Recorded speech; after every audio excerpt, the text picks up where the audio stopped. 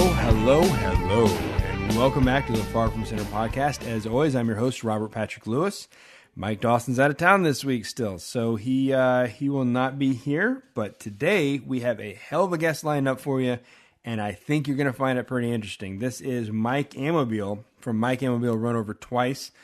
He talks about it a little bit in the interview, but he won the 2013 Texas Music Awards Award for Artistic Excellence, which is a pretty big deal because it's a Founders Award. It's one of the things where it's not just voted. It's the guy that runs the Texas Music Awards picks one artist and says, you're so good.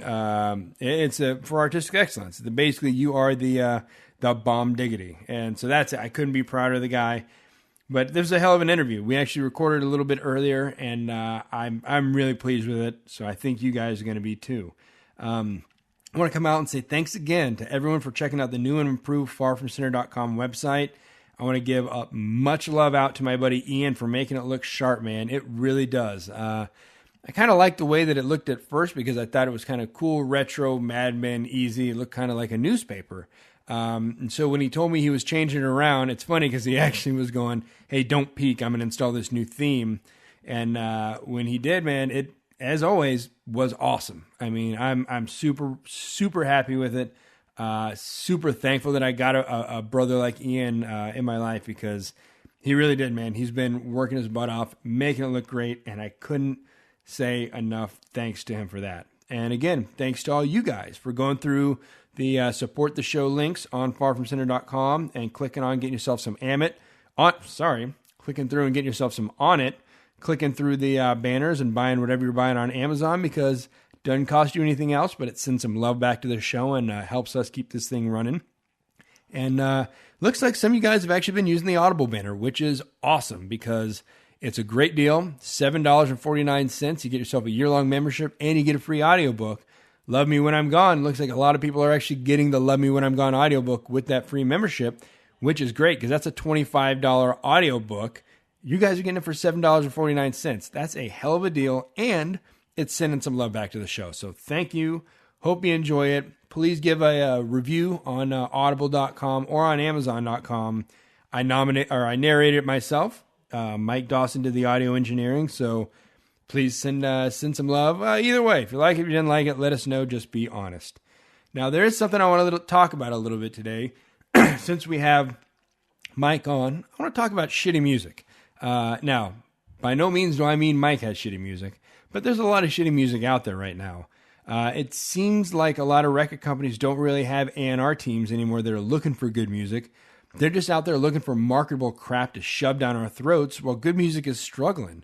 My buddy Jeremiah owns a company called Texas Music Water in Austin.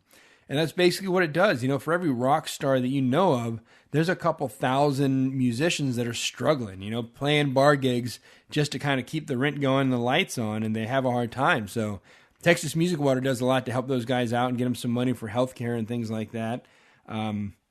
But there really is. There are a lot of great musicians out there that record companies just don't pick up on. You know, Mike Amabile talks about in his interview a little bit. That's, you know, for me, it's kind of hard to classify them. Like, I like to tell people Mike Amabiles and Run Over Twice is like if Pat Green or Jerry Jeff Walker and Bruce Springsteen and Jimi Hendrix all had a baby with better lyrics. None of those guys write as well as Mike does. I think that's what you'd have. But then again, that doesn't quite hit the nail on the head.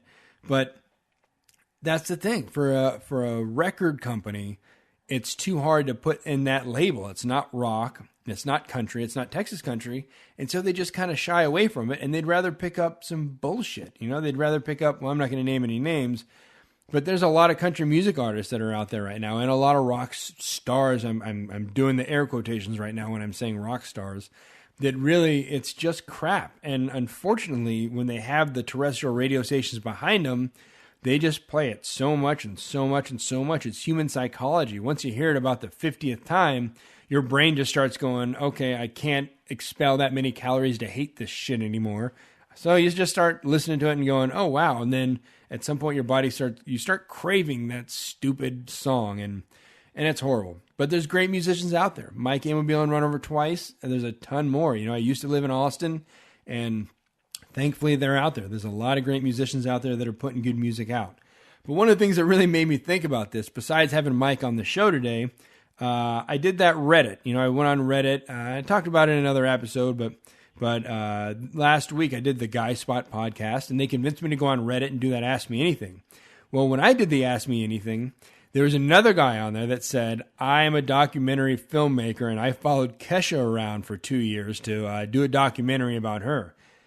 And it was funny, and it made me feel a little bit better about humanity, because the guy was one of the top Ask Me Anythings. It's all based on how many responses you get, how many questions are asked.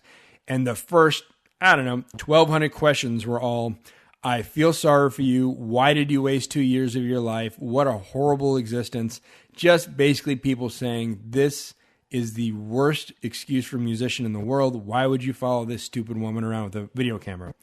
And I thought that was great, because I honestly am a little sick to my stomach whenever I hear her or see her, because I got a daughter. I got a 6-month-old daughter now, and she is. Unfortunately, a lot of people in our society look up to celebrities rather than the people they should be looking up to, actually accomplished, educated individuals. There's a lot of little girls out there that look up to Kim Kardashian or Paris Hilton who got famous for making a sex tape and have absolutely no substance to them, rather than, a physicist or Meg Whitman, who is the Hewlett Packard CEO, or, the first female astronaut, or anything else. They're looking up these stupid celebrities. And that's, Kesha. She's got, her songs are what?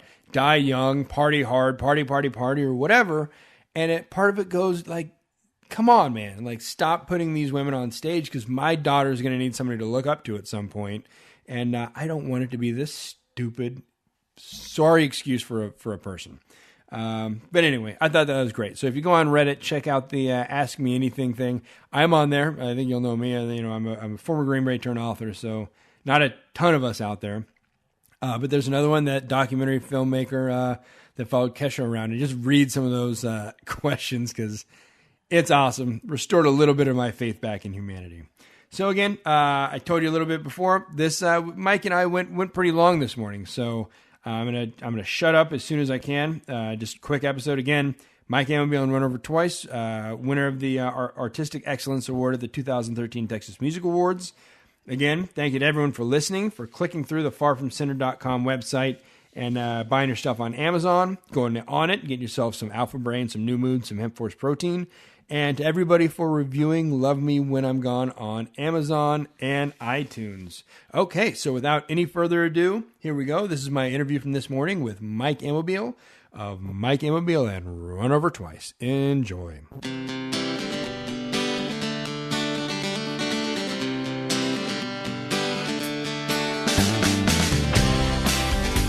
Okay, so we're sitting down today with our guest, Mike Amabile. Mike is the lead singer for Mike Amabile and Run Over Twice, that you guys have heard on this show every episode so far. We played one of their songs, and they do the intro and outro music that we play for every episode. If you want to get a hold of them, you can go to their website, mikeamabile.com. Twitter is at Run Over Twice, and you can go to Run Over Twice on Facebook as well. Remember, if you want to pick up some of their stuff on Amazon, click through the Support the Show on Far From Centered, and use the Amazon banners to get to their stuff. Mike Amabile, how you doing? And thanks for joining us today. Doing great. Thanks for coming. So your albums, we got Run Over Twice, which is the one that has I Met Jimmy, Better Side of Me, and then this most recent one is Open Your Eyes. Is that correct? Yeah, that's right. All right, awesome. So I got to tell you, my favorite is Better Side of Me so far. Do you have a favorite? My favorite record or my favorite song? The favorite album of yours. I'm going to have to go with the newest one, Open Your Eyes. And, I think most artists will do that. Every time you get through with a new project, you want to believe and think that is the closest representation to where you are in your, musical abilities at that time. And, you hope that your songwriting improves and that, your musicianship, I guess, improves. And you, so that's kind of how it's been through the years. Obviously, I have a couple other recordings that are unknown, I guess, that people don't know about, and I like to keep it that way. But And so, but I can look back through all those, even, to the early days of demo tapes and things like that. And it's interesting to play something from, like 2000 that was recorded, and then, to go to something that just recorded a year or two ago. Well, it's funny for me to listen to, and I don't know if funny is the right word, but I've been following you guys since college, since you started putting out demo tapes and stuff in college. And I remember hearing the first album, knowing you, I couldn't get past the fact that was Mike, that I knew whenever I heard you, I heard your voice. But the second and this last Open Your Eyes album, I found that's gone away. Like, it's no longer that dude that I knew from hanging out together in high school. It's now like you're a musician, you're a rock star, man. It's crazy because that whole thing changed in my mind now. It's nuts. And that's a big tip of the hat to you. It didn't sound like the best compliment in the world, but in my mind, it's a hell of a compliment, brother. I think it's coming along great. Well, man, I appreciate it. And anybody, the fact that you're one of the 10 people that listen to my stuff, I just appreciate that more than anything, Well, and that's one thing. And you can keep up on the farfromcenter.com and on lovemewhenimgone.com also.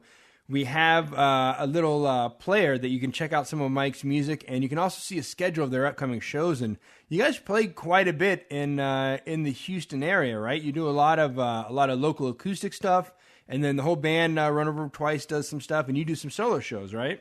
Yeah, that's right. And the goal is always to play as often as possible.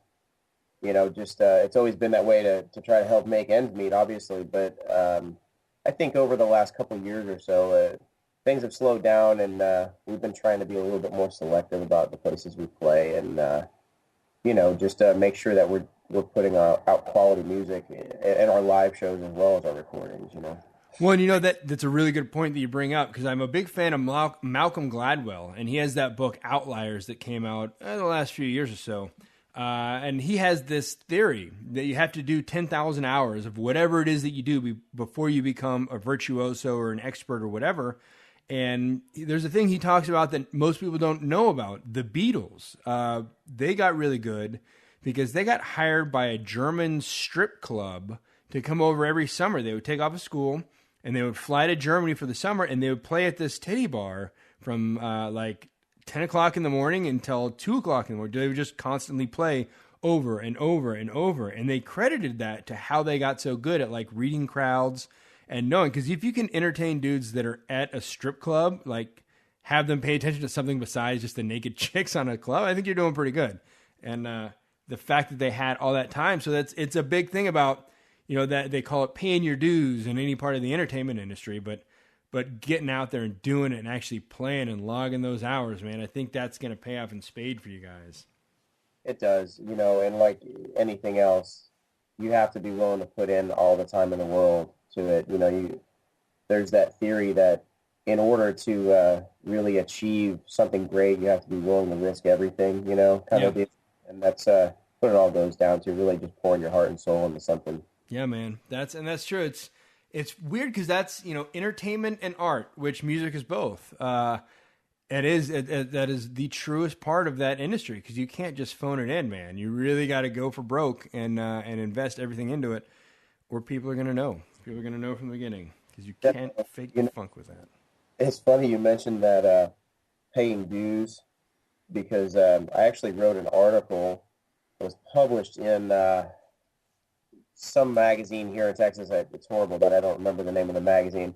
But it was the title of it was called Paying Dues. And it was basically kind of here's a point of view of somebody that is, like me, a kind of an unknown artist that's trying to make it, and quotes, make it in the industry, and all the things that we go through, and, all the behind the scenes work that goes into it, promotions and booking, and the hours of practice, and the things that people don't know about, and then you just do all that to go play at a bar for 20 people, and you have to do that, like you're saying, 10,000 hours of that before maybe you get recognized by somebody or get lucky. And I think in the music industry, there's a lot to do with it, with being in the right place and right time, knowing the right people, networking, all that kind of stuff, in order to make it. And, you know, I use that term loosely because I think for different people, it means different things. Right. You know, for me, it's more of a, can I be successful by, you know, having people interested in my songwriting, having people interested in what I have to say, I guess, you know, because you know, you realize that there's billions of people in the world, and for somebody to take an interest in what you have to say, I mean, you know, that kind of thing as a writer, you know, it's the same thing, you know, you want people to hear what you have to say. And you pour it out there, and the first time somebody says, wow, that sucks, it just destroys you. You know, but that helps though, you know, I mean, I like when people are honest and critical. You know, as much as it hurts to hear somebody say, you know what, that wasn't very good, or you know, but, you know, you always have to remember that there's a certain amount of, what's the word I'm looking for?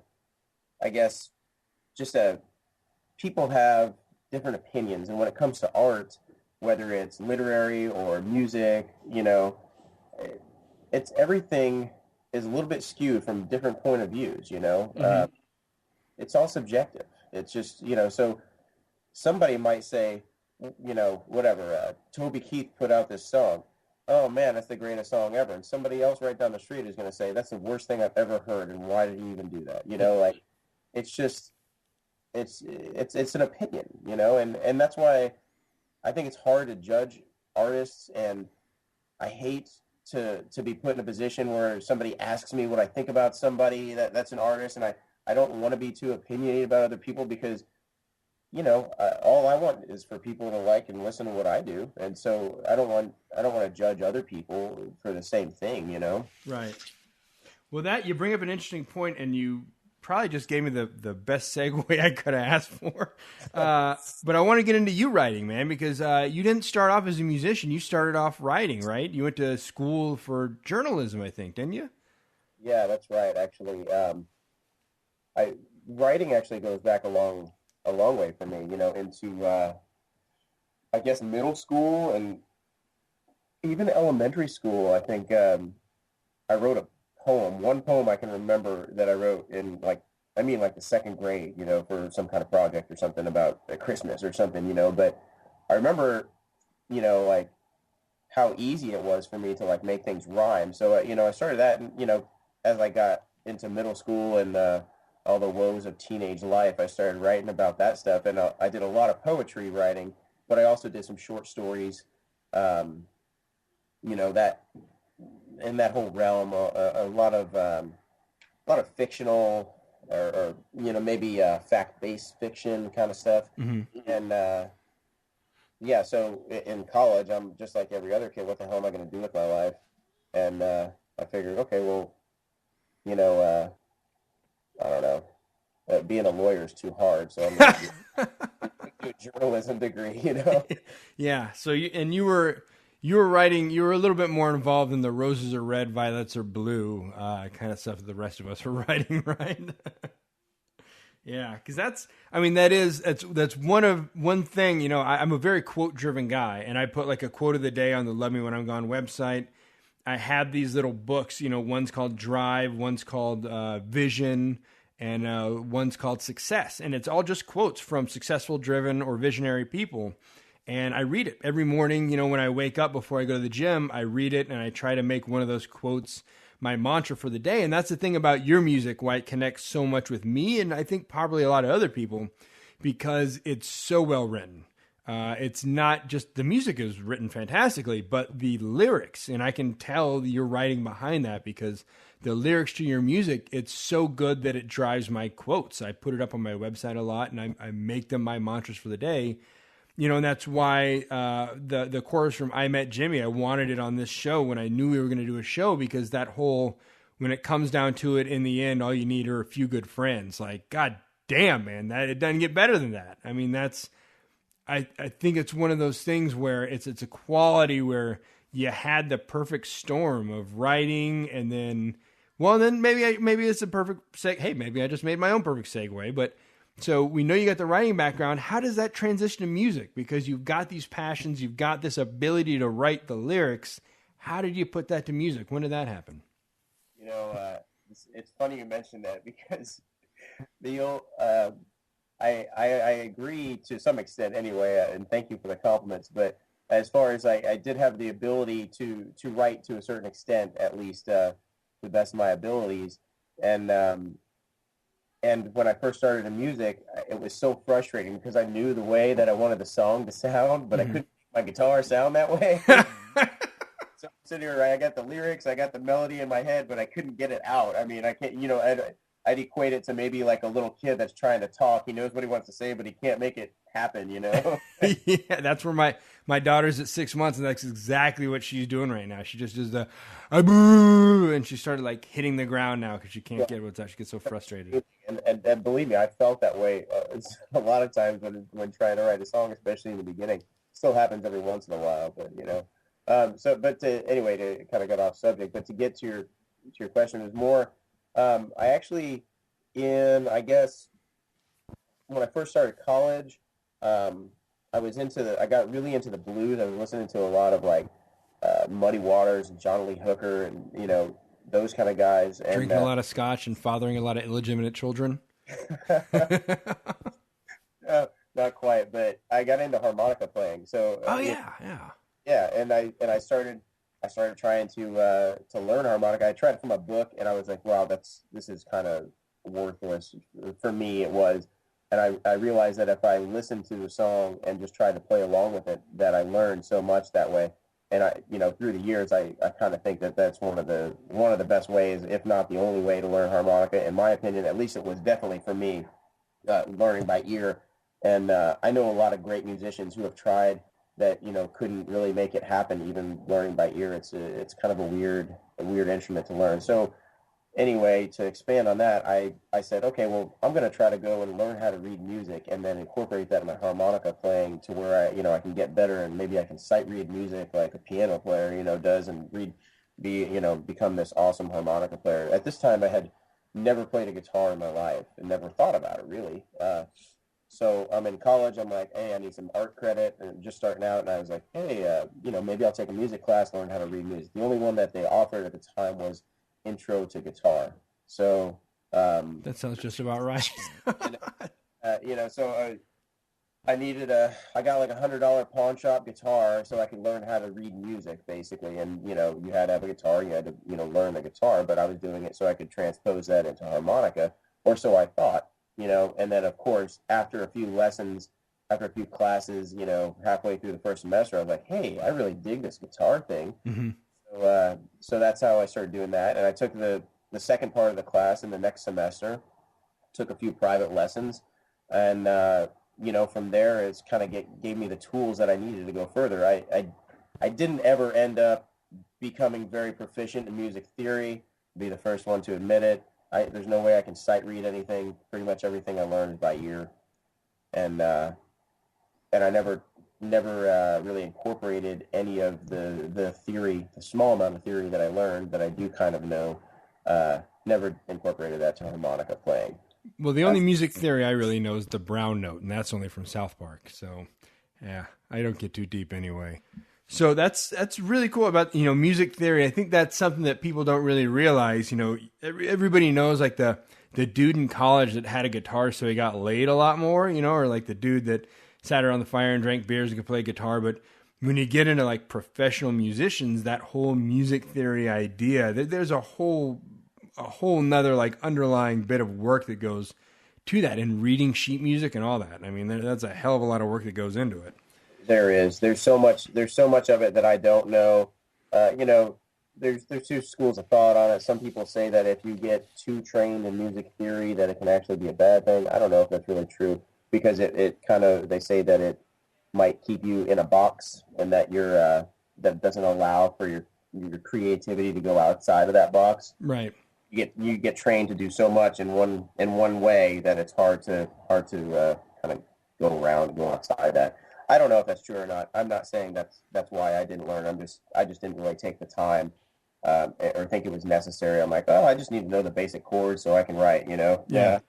And then over time, I've just learned from other people and from just listening and learning, by myself. I've never gone back to try and do that stuff. So, well, and you had so much background, and I gotta say, like that, it really is. Like, I love the music. I love the methods and the melodies and the math behind your music, but your lyrics, I just can't. Your lyrics are so strong. Like, it really is. Most of your songs, they do, like, they're in my head all day. If I listen to it on the way, because I've got them all on my playlist for the gym, for driving, for everything. And if I hear one of your songs in the morning, it's in my head all damn day. Because it is. They're catchy, they're well written, and they're deep. And it really does, man. It stays with. It's the kind of stuff that sticks to your bones, man. It's like really rough mashed potatoes, man. It just sticks to you all day. That's a hell of a bad analogy. But, there's one thing that I've always wanted to ask. So you're so lyrically intensive, but then some of the guys are so musically talented in your band. Which one do you guys write first? Do you write the lyrics first, or do you write the music first, or is it, everyone's different? Or how does that usually work? That's a good question. But a lot of I think everybody's a little different in their methods. Like you were saying, I started out with lyrics only before I ever even thought about playing guitar or, being in a band or doing anything like that. So the lyrics always came first for me. I mean, when I first started playing music, and that's what I was saying before, I could write the lyrics and I could hear the way I want the song to go, but I couldn't make the song sound like that because I didn't know how to do it on the guitar, so I had to learn. Did you ever hum? Did you ever get like a digital recorder and just go, one day I'm going to learn to play guitar and make it sound like that? I did it the other day. I thought of a melody. I had no words. I didn't know what key it was in. I was just, driving down the street, I thought of a melody and pressed the record button on my cell phone. And I just hummed a melody and was like, try to do something with this as a note, just like I'm sure you do as a writer, you have a thought, you jot that down, right? Immediately. I got to do it immediately because it's going to be gone if I wait 5 minutes. Yeah, me too. That's why. I think we're both probably the reason our short-term memories aren't so great. Yeah. But nowadays, that's, I guess, I've learned enough about guitar, and what I do and how I play, and a lot of times now I'm coming up with the music first. I'll sit around and play guitar for a while, and something will hit me, and I just wrote a song recently, and it's called Mojo Bell, and it's a story song, which some of my favorite songs are story songs.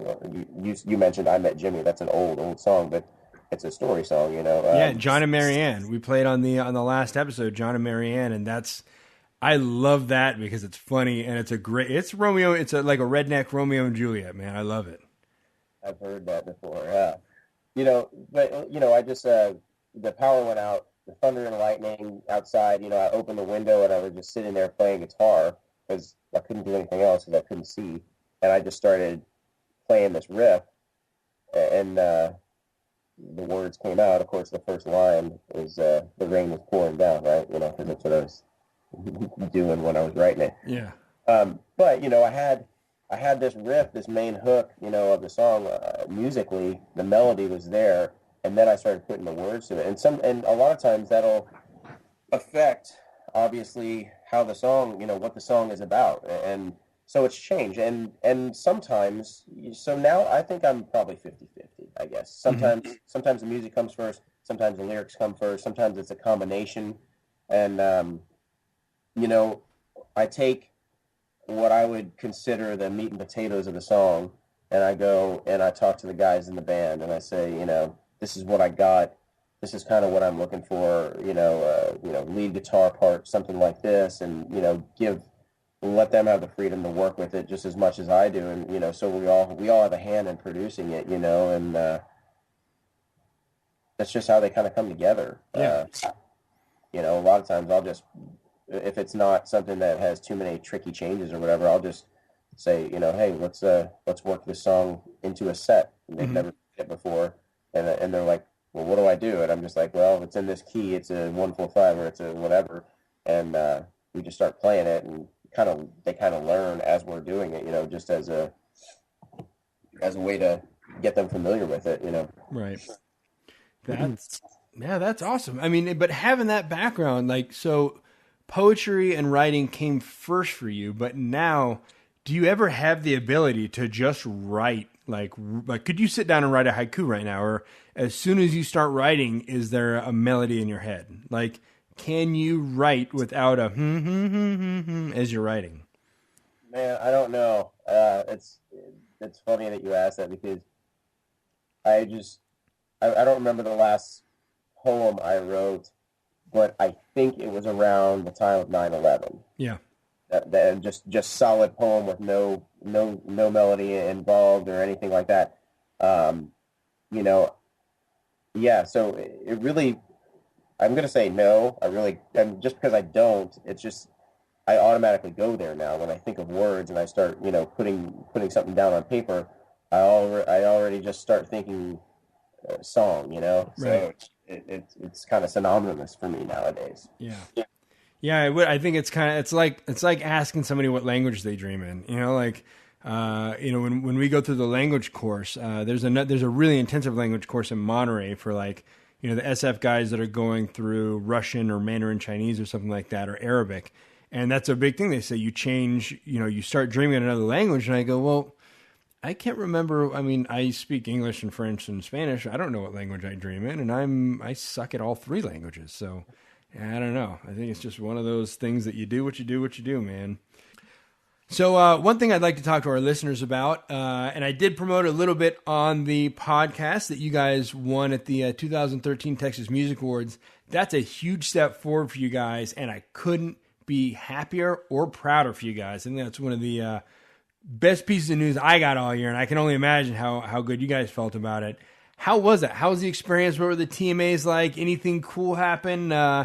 Did anything special happen? Any funny stories? Anything that happened there that you'd like to share with us? Well, yeah, sure.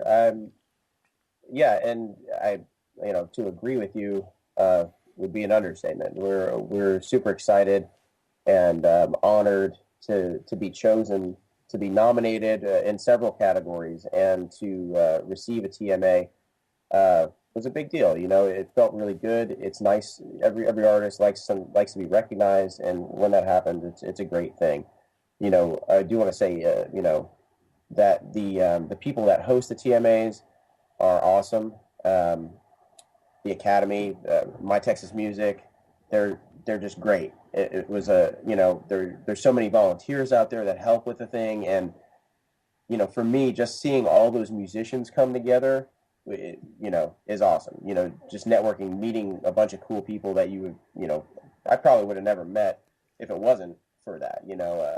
So just that whole bonding and seeing a bunch of musicians come together is a great thing in my mind. And then there's getting a whole bunch of musicians in one place around a bar. I bet that wasn't too boring either. Yeah, no, the after party was insane. It was great. It was a great time. We got to see more performances from the people that had played earlier in the day, and some people that you didn't see, and just everybody having a good time and relaxing, and it was just nice to see that too. And you guys performed there. You did a couple songs, right? Well, yeah, we were one of the first acts of the day earlier. We were the first segment. Just so it was broken up into three segments. The first segment happened to be the nomination. They gave out the awards for, I believe it was Vocalist of the Year and Musician of the Year. Charles was nominated for Musician of the Year. He's a guitar player, and I was nominated for the Male Vocalist of the Year. And this is in the first segment. And so we had played. We did our song in the first segment, and talk about a captive audience. That was great. I mean, everybody there was, you could feel the energy in the room. It was a great performance. It was fun. And, we finished, actually, it's kind of a funny story. This is the same segment that I received the award in. Well, I don't know if you know, the actual award I got is an award for artistic excellence. Uh-huh. And it's a founder's award. It's basically it's one that's not on the books. So they have this whole big schedule planned out for the whole day. So exactly when your nomination is, and in case you win, be ready, that kind of stuff. Yeah. So there we are in the first segment, and we do our gig, I guess you call it, or we play our one song, and we sit through through those categories, and neither Charles nor I were chosen for, which is fine. The people that won are great artists, no doubt. And I had to step outside for a minute. The way that the building was orientated, you had to almost walk across the front of the room in order to get to the restroom. So it was either that or go out the back and then circle around the building, which is what I chose to do. And, while I was outside, Charles came out, and we're talking, and we said, hey, we're supposed to be doing this outside performance deal down in the square, right down the street. And it had been raining all day, and the little cool front came through, and nobody knew what was going on. And we asked a couple of the volunteers, and nobody could tell us if we were even still going on or not. We were supposed to be playing in like a half hour, so we needed to get over there for sound check. So I'm like, okay, well, let's just walk over there and see what's what, because our categories were already up. It's going to take 5 minutes. We'll get back in and see the end of the segment. No worries.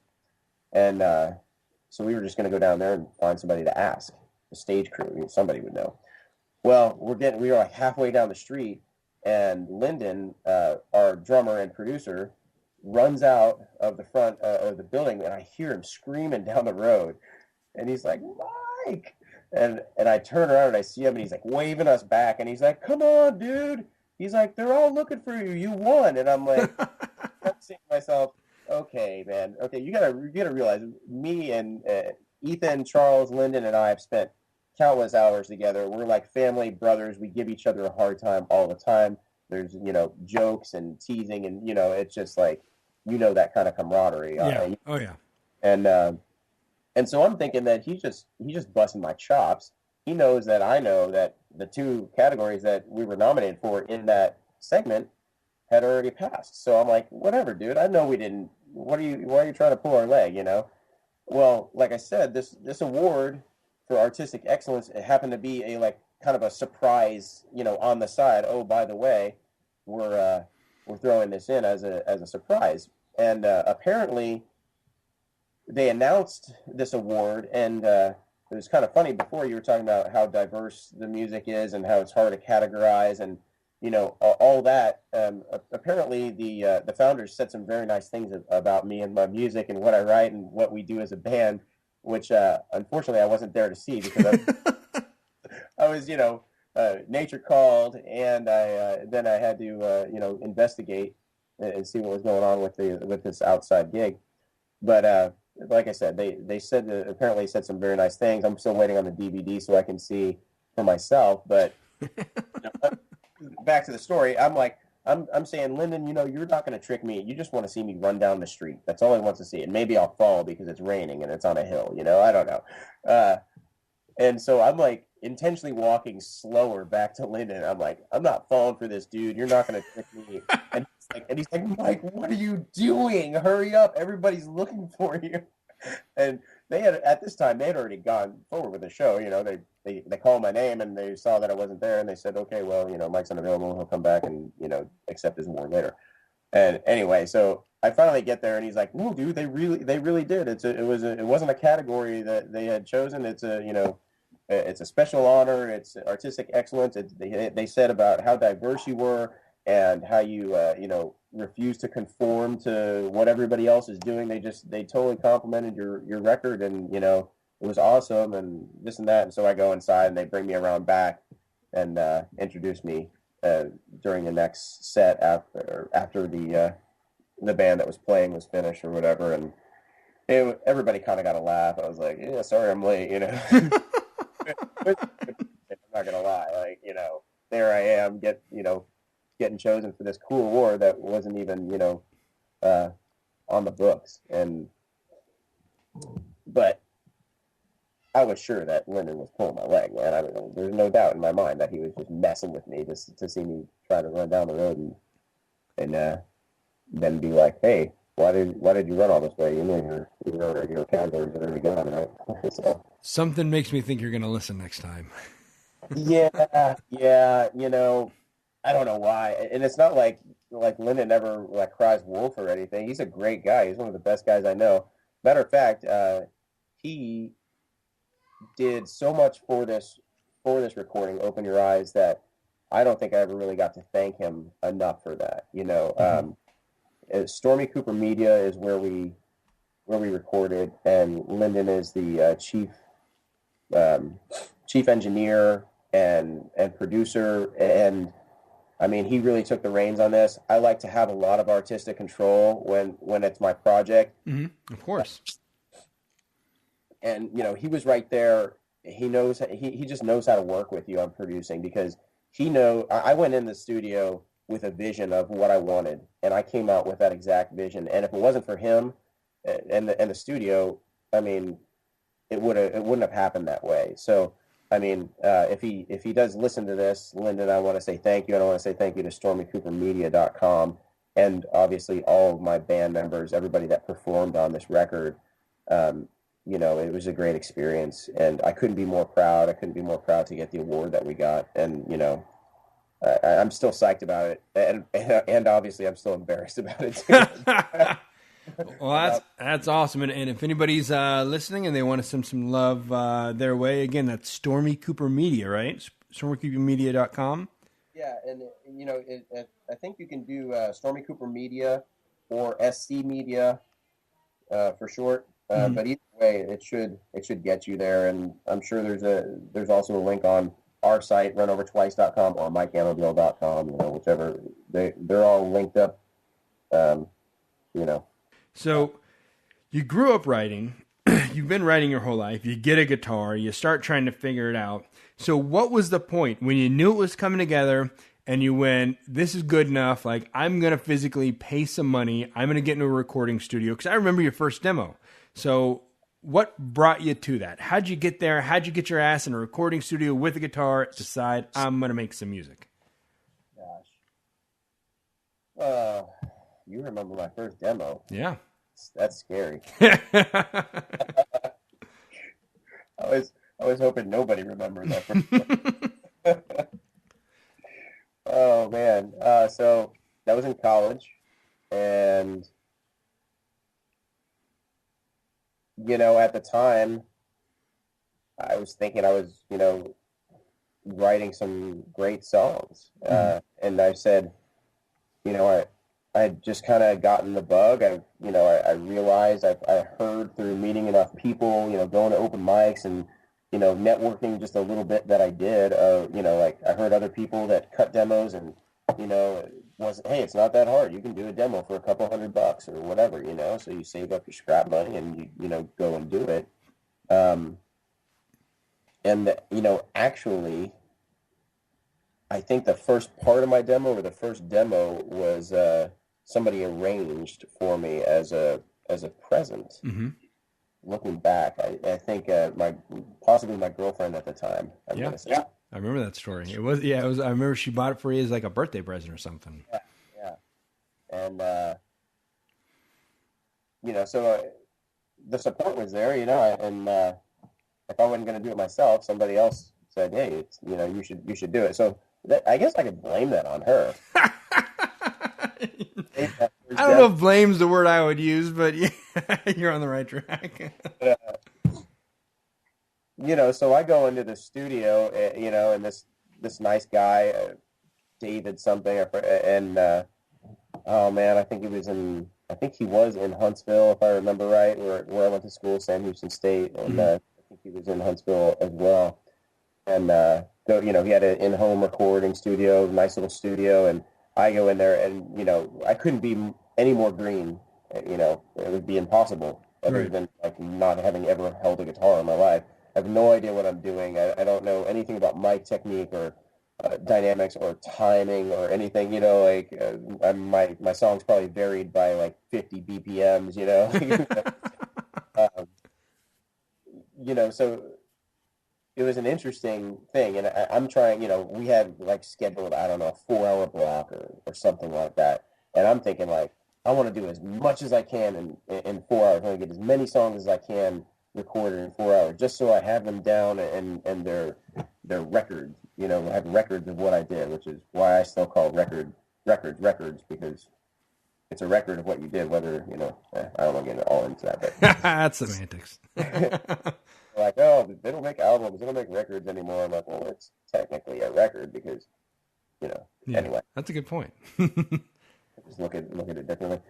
So, and now I look back at that, like I just said a minute, I'm like, I'm hoping nobody has that. And somebody does, they're going to hold it for ransom. One day I'm going to get blackmailed. But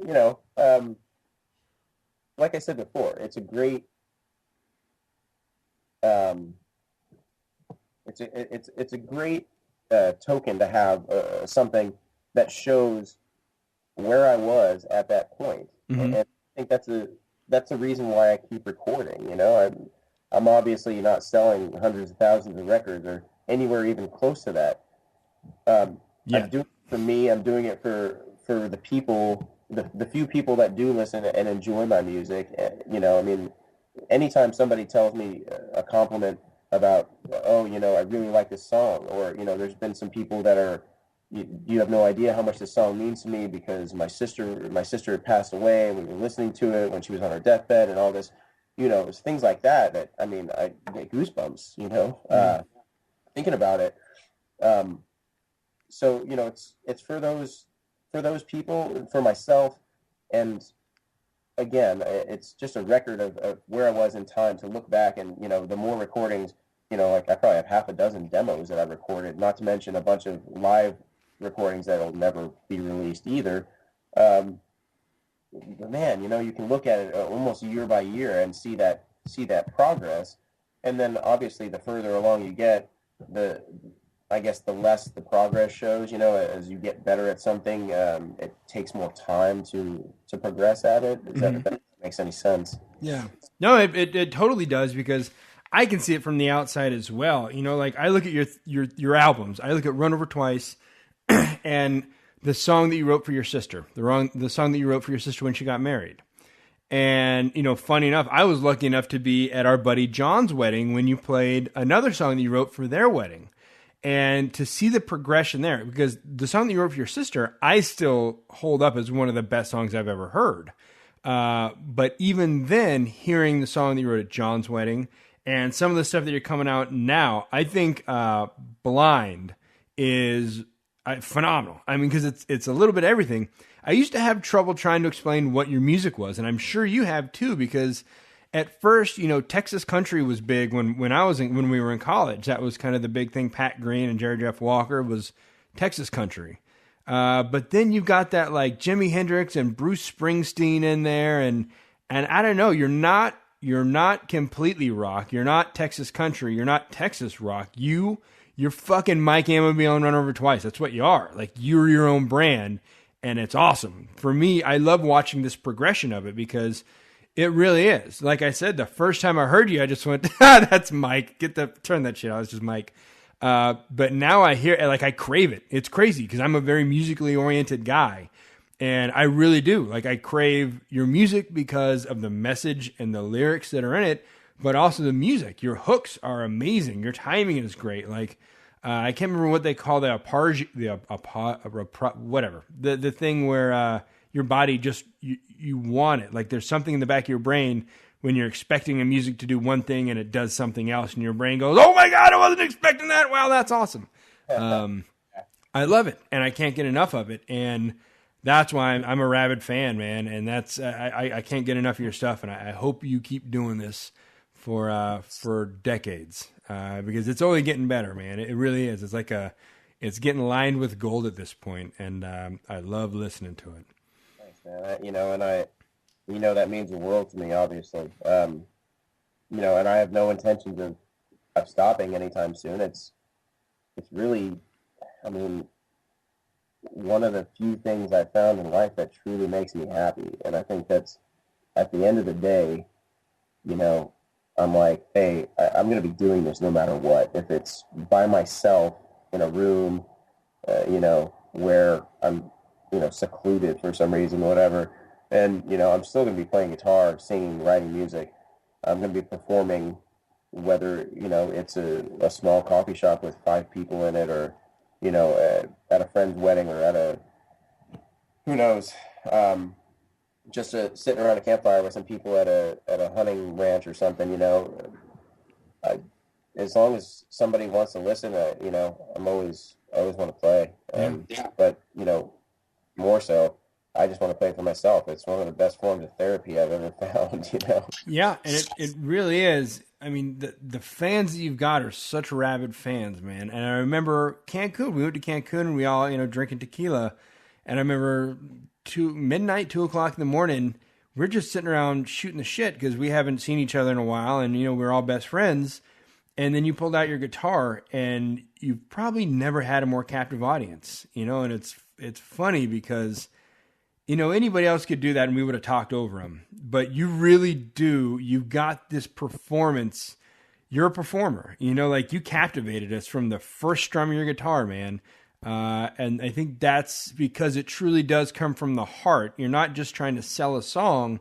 You're doing it because you love it. You're pouring it out. You're leaving it all on the table every time. And I can't get enough of it, man. Like if I had had a lighter that night in Cancun, I would have been lighting it because, it was a moving experience. And anybody that hasn't seen Mike Amabile and Run Over Twice live yet, I hope you can soon because it really is. These guys really do put on a hell of a show. And the music, again, you can go to our website and listen to some of this for free, and you hear it every time you listen to this podcast. But their stuff live, it's phenomenal, man. It really is a step above. And I hope I can listen to it for a long, long time. And I hope one day you can teach my son to play guitar, or maybe that, because I want him to be musical because I'm hoping he becomes, an artist. Because I know I've always got that, but I was kind of lacking in the talent department. And I think he's going to be more talented and definitely smarter and better looking than I am. So I really, I would like him to get into that, man. I know that was one thing that I love doing. I just, I didn't put my head down and dedicate enough time, but now thankfully I can live vicariously through you and maybe one day through my son. So, I hope he'll follow in your footsteps one day. That'd be awesome. Yeah. So, again, Mike, I want to say thanks for being here, man. Thanks for coming on the show. All of you listening, again, this is Mike Amabile from Mike Amabile and Run Over Twice. If you listen to this show, their song, the intro and outro to every episode is I Met Jimmy. That's by Mike Amabiles and Run Over Twice. Up to this point, we've been playing a song by him on every episode. So you want to support them, you want to support good music, and you want to support the show, go to the support the show link on farfromcenter.com, click through the Amazon banner, and pick up some Mike Amabile and Run Over Twice. Get their Run Over Twice album, get the Better Side of Me album, or get their newest album, Open Your Eyes, which I've been saying since last weekend, but they won at the 2013 Texas Music Awards. So pick yourself up some great music, support some great live artists, and love you some Mike Amabile and Run Over Twice, just like I do. Again, check them out, MikeAmabile.com, Twitter @RunOverTwice, Facebook RunOverTwice. Mike Amabile, thanks for coming on, brother, and hopefully we can have you back again soon. No, thank you for having me. It's been great. Well, I love, I don't know, man. I love getting good music out there. I'm a musically oriented guy. I love the shit out of your music. I can't tell enough people about it.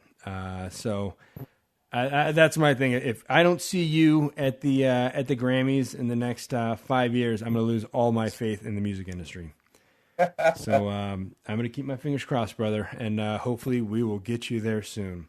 All right, again, thanks for listening. Mike Amabile of Mike Amabile and Run Over Twice. And, so we're going to play a song. Mike, today's going to be your choice, brother. What song would you like us to play for this one?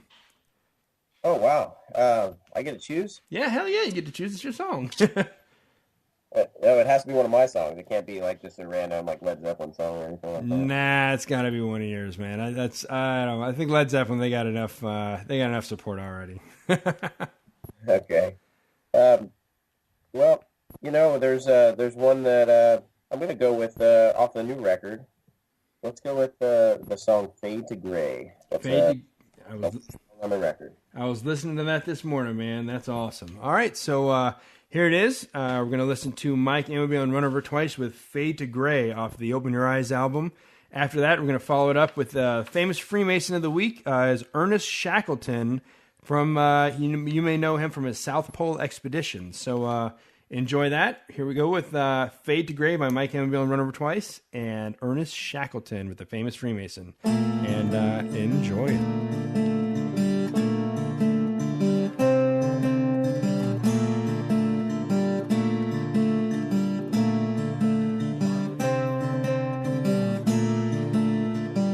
10 years,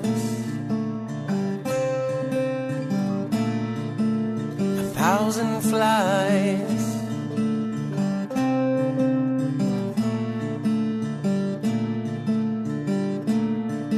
been waiting here for you.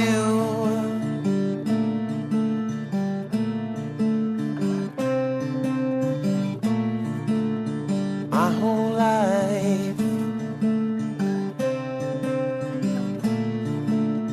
part of me has died inside.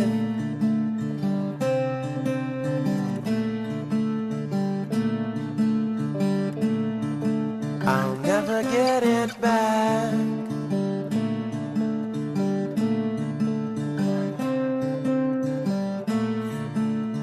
No, I've tried. Nothing's come my way. My feelings fade to gray. Nothing's come my way. And I'm feeling fade to gray.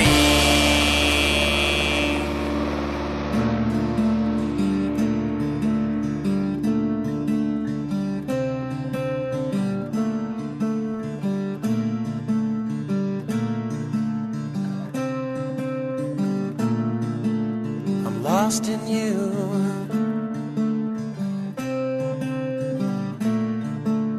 alone I spin.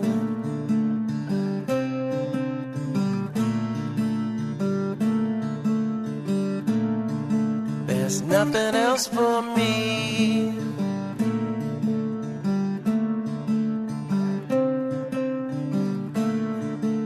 There's never been.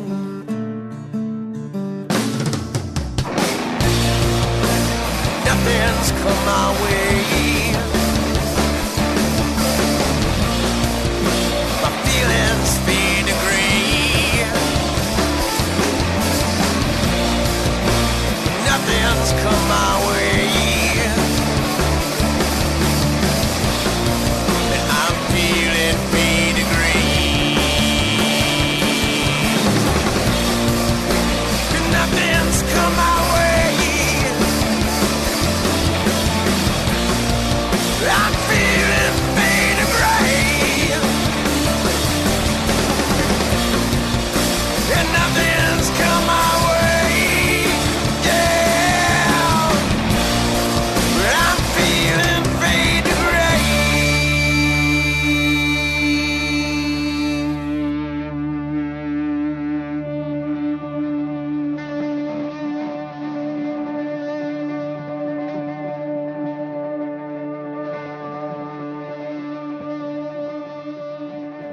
Okay, so again, that was Mike Amabile and Run Over Twice with their song Fade to Gray.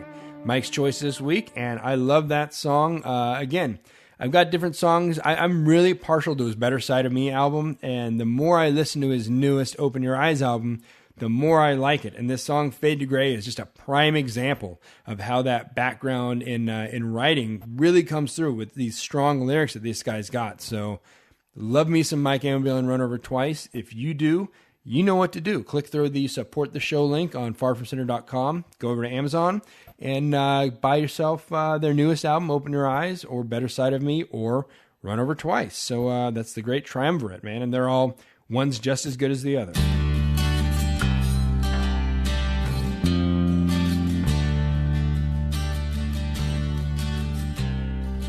Hey everyone, this is Robert Johnson, host of the weekly Masonic podcast, Whence Came You, and managing editor of the Midnight Freemasons website, bringing you the famous Freemason of the week, Ernest Shakleton, born February 15th, 1874, passed away on January 5th, 1922. Ernest Henry Shakleton was born in County Kildare, Ireland on the 15th of February, 1874, his family originally coming from Yorkshire, England. Shakleton was initiated into Navy Lodge number 2612, United Grand Lodge of England, on the 9th of July, 1901. His advancement was notably slow. Almost immediately after his initiation, Shakleton joined Captain Scott's expedition to Antarctica that aimed to be the first to reach the South Pole.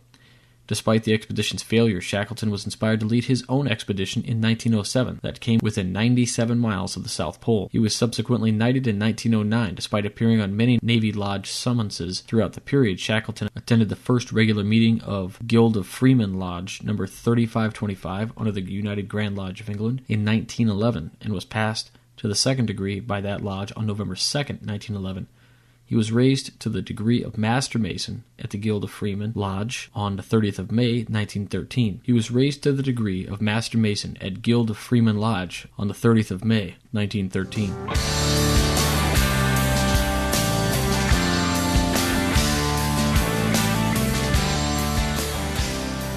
I'd like to say thank you to Brother Robert Johnson for this week's Famous Freemason Ernest Shakleton. I think we all learned a lot there. That guy had balls of steel, and I wonder if they ever froze together. I bet they were clanking every time he took a big step through the snow on that South Pole expedition. So, again, I need to tell you guys to go pick up some On It. Go through the support the show links on farmcenter.com and make sure you get some Alpha Brain, supercharge your brain, get some New Mood, supercharge your well-being, get yourself some Hemp Force protein and supercharge your body. Again, Dawson got some this week. I've been taking this stuff for quite a while, so it's not a new thing for me, but he's noticing a big difference in how that's really changing his well-being and his energy throughout the day. So awesome. You know what to do. Go through the support the show links on farmcenter.com. Send some love our way. Now, again, I want to give some love out to USA Cares. Some of you have heard and know if this is your first show, I'm a national spokesman for the USA Cares Veterans Charity.